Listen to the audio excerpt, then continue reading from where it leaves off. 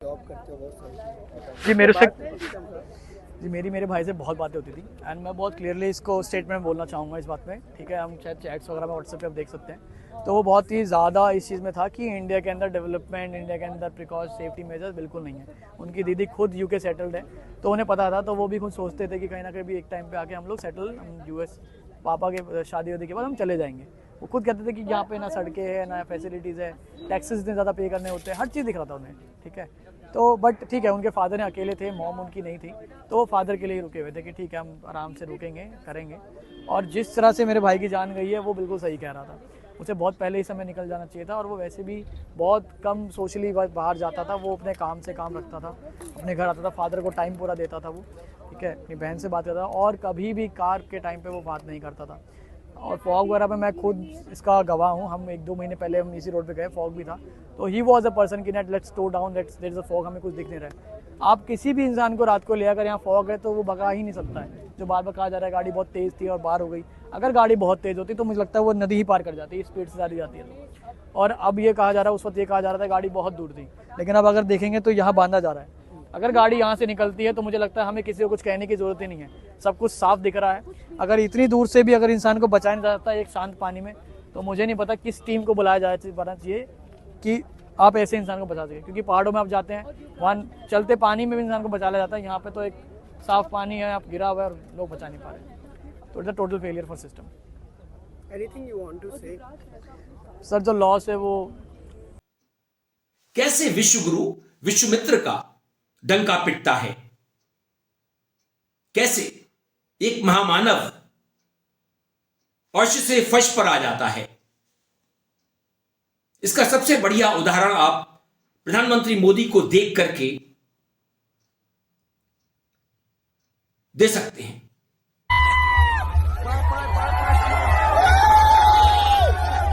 बहुत सारे लोगों को अभी तक जो रिफंड की बात कही गई थी वो भी नहीं मिला कैलाश जी, और पीने के पानी की ठीक से व्यवस्था छोड़ो यार, तुम फोकट प्रश्न मत पूछो नहीं, यार। फोकट नहीं, ये तो मैं तो वहाँ होकर आया हूँ। क्या क्या क्या घंटा हो गया है तुम बात? कैलाश जी बात ठीक से कीजिए, नहीं, नहीं शब्दों का चयन ठीक करिए। कैलाश जी आप ढंग से बात नहीं कर रहे हैं। नहीं, आप ये क्या शब्द होता है कि घंटा घंटा क्या शब्द होता है? आप, मैं तो जाऊँगा, लहजा इनको सुधारने कहिए। इतने सीनियर मंत्री घंटा घंटा क्या बोलते रहते हैं? बात करने की तमीज नहीं है।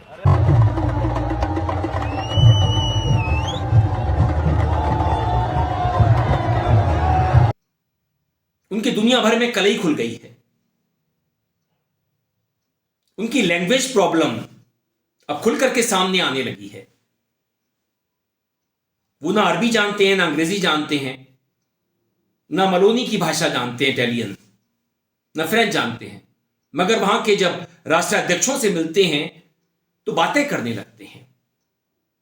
मुझे याद आती हैं वो पुरानी फिल्में जो सुबह के शो में लगा करती थी, जिनके विज्ञापन में कहा जाता था इन फिल्मों को देखने के लिए भाषा जानने की आवश्यकता नहीं है।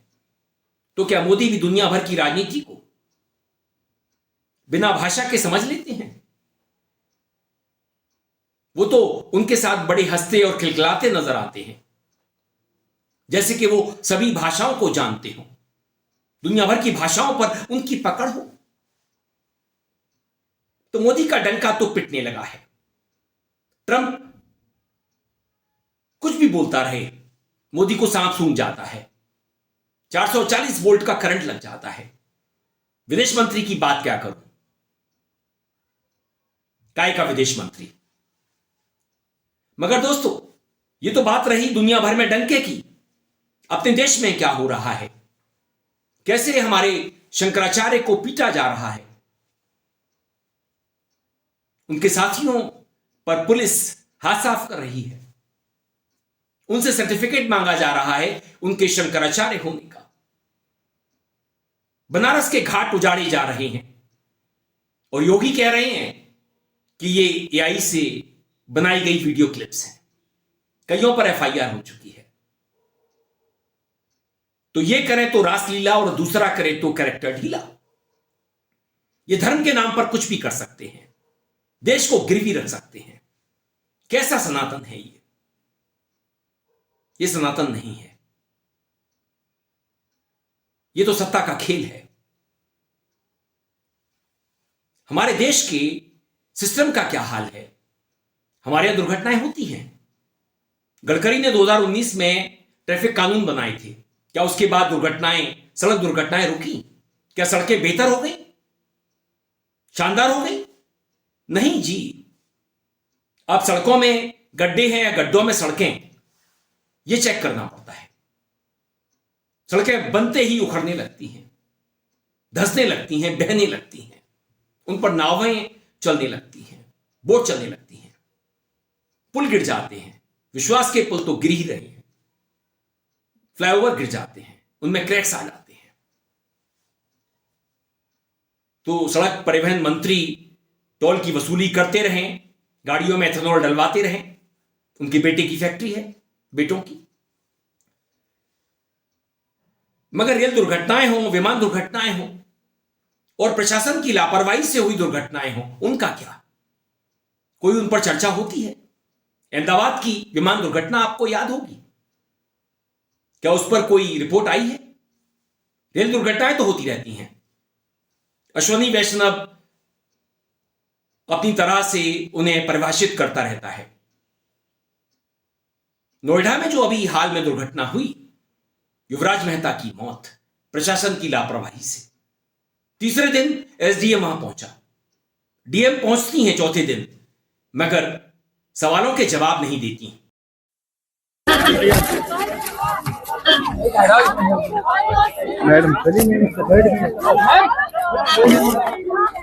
People want to know that what has actually happened. Ma'am, please. Why DDMA was not there? What happens from this? So Noida DM, why was not there? जवाब तो दीजिए। आप 4 दिन बाद कोर्ट पर आइए। ऐसा नहीं हो सकता कि आप जवाब नहीं देंगी। आपको क्योंकि वो मुख्य चुनाव आयुक्त ज्ञानेश कुमार की बेटी हैं, उन्हें जवाब देने की क्या जरूरत है?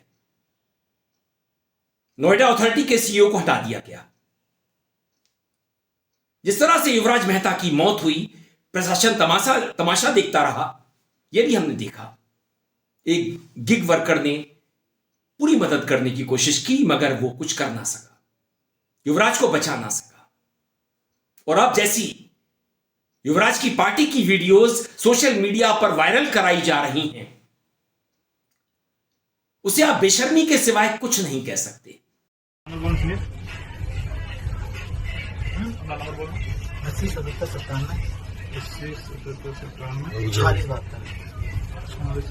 एक सेकंड।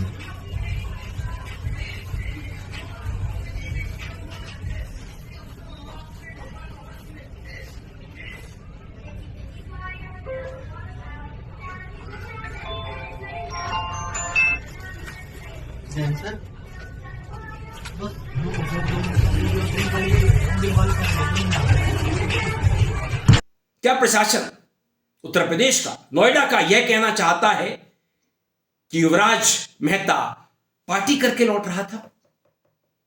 उसने जिस पार्टी में हिस्सा लिया था वहां पर शराब भी परोसी गई थी।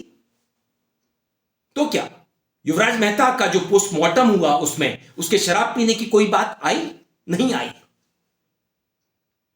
मगर ये योगी की सरकार है, कुछ भी कर सकती है। अपना चेहरा बचाने के लिए एक मरे हुए युवा को भी बदनाम कर सकती है। किस तरह से युवराज को बदनाम किया जा रहा है, उसकी आत्मा आज क्या कह रही होगी? रो रही होगी कि मैं तो मर गया प्रशासन की लापरवाही से। मैंने शराब नहीं पी थी, मैंने अल्कोहल नहीं लिया था, मगर मुझे ही मेरे मरने के बाद तुम्हारी लापरवाही की वजह से मैं मरता हूं, मुझे ही बदनाम किया जा रहा है। अरे उसकी आत्मा को शांति देने की बात करते कि वो जहां भी हो उसे शांति मिले। अरे मरने के बाद तो किसी को चैन से सो लेने दो।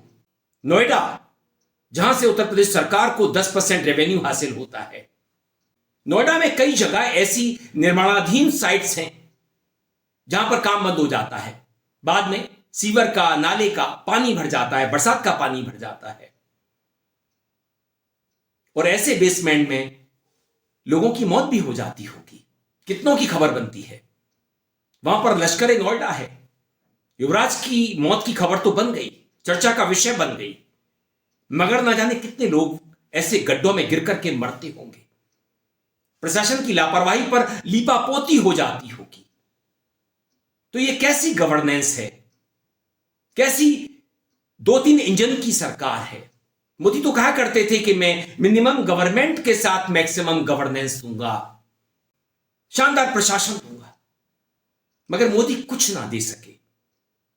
अगर कुछ दे सके तो अपने मित्रों को दे सके, उनका भला कर दिया, उन्हें अमीर बना दिया, नियम बदल दिए गए टेंडरिंग के, ठेकों के, वो चाहे पोर्ट के हों, एयरपोर्ट के हों, माइनिंग के हों या किसी अन्य तरह के इंफ्रास्ट्रक्चर के। कानून बदल करके सब कुछ बेच दिया जाता है। युवराज मेहता की मौत अब चीख चीख करके कह रही है कि हमें आवाज बुलंद करनी होगी, एक ऐसे सड़े गले सिस्टम के खिलाफ, एक ऐसी सरकार के खिलाफ जो मौत के बाद भी किसी को बदनाम कर सकती है। शंकराचार्य को बदनाम किया जा रहा है, उनसे सर्टिफिकेट मांगा जा रहा है उनके शंकराचार्य होने का। ये कैसा देश है मेरा, कैसा सनातन है, कौन सा सनातन ले आई है? ऐसा हिंदू राष्ट्र हमें नहीं चाहिए था। मेरा भारत अच्छा था, जहां पर अगर महिला की अस्मिता लुटती थी तो हम परेशान तो होते थे, एक मार्च तो निकाल लेते थे, सरकार उसकी सुध तो लेती थी, सिंगापुर तो ले जाती थी इलाज के लिए। निर्भया को मनमोहन सिंह सरकार ले गई थी, श्रीमती सोनिया गांधी जी ने पूरी नजर रखी थी पूरी घटना पर। यह कैसा देश बन गया मेरा?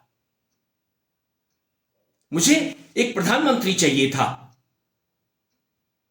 भगवान का अवतार नहीं, विश्वगुरु नहीं, विश्वमित्र नहीं, जो भारत की सोचता, भारत के लोगों की सोचता, उनकी जिंदगियों की परवाह करता। मगर आज हमारी परवाह कहां है? हम कहीं नहीं हैं, हम कीड़े मकोड़े बन चुके हैं। मौतें होती रहें मगर प्रशासन के कानों पर जू नहीं रेंगती। मंत्रियों की बात छोड़ दीजिए, अब इस्तीफे नहीं होते। राजनाथ सिंह कह चुके हैं, मोदी जी को जय श्री राम, मोदी जी को जय श्री राम, मोदी जी को जय श्री राम। यह बेशर्मी का दौर है, थिथराई का दौर है, इसे आपको बदलना होगा, क्योंकि नंबर तो आपका भी कभी ना कभी आ सकता है। वीडियो पसंद आने पर आप इसे लाइक करें, दोस्तों साथियों में शेयर करें, चैनल को सब्सक्राइब भी कर दें, बेल आइकन का घंटी जैसा बटन जरूर दबाएं जिससे कि आने वाले वीडियो की आपको नोटिफिकेशन मिल सके। आप अपनी प्रतिक्रियाएं मेल आईडी और कमेंट बॉक्स में भेज सकते हैं। मैं था आपके साथ अरविंद, आप देख रहे थे मुझे अपने ही मंच अरविंद दिल से पर। नमस्कार।